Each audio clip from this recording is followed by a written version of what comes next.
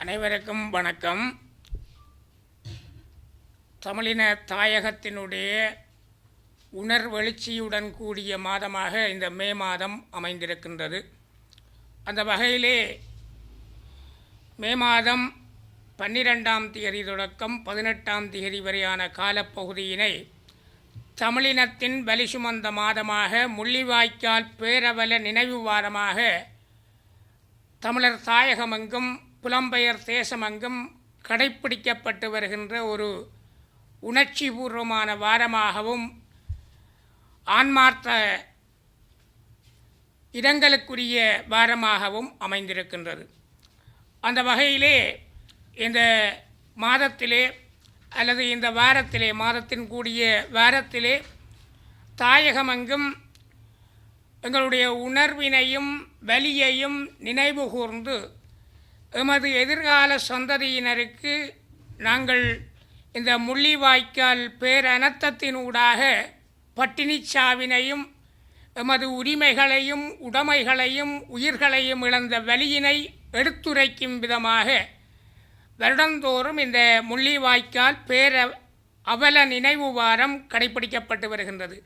அந்த வகையிலே தமிழ் பேசும் மக்களாகிய நாங்கள் ஒவ்வொருவரும் இனத்தினுடைய உணர்வினோடும் இந்த எழுச்சியினோடும் நாங்கள் மனதார ஒருமித்து பயணிக்க வேண்டும்.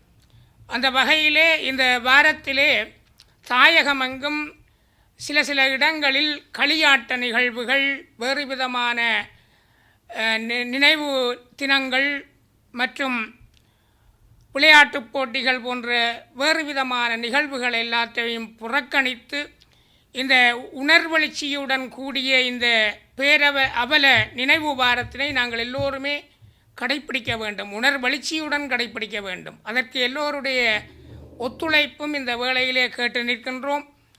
உண்மையிலேயே எங்களுடைய உணர்வும் உரிமையும் என்றும் இன்றியமையாதது.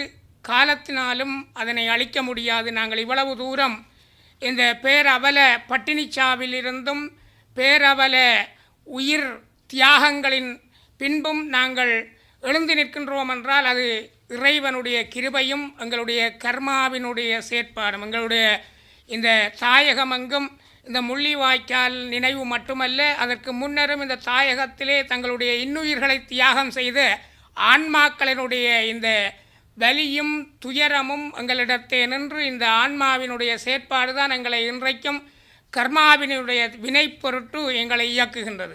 அந்த வகையிலே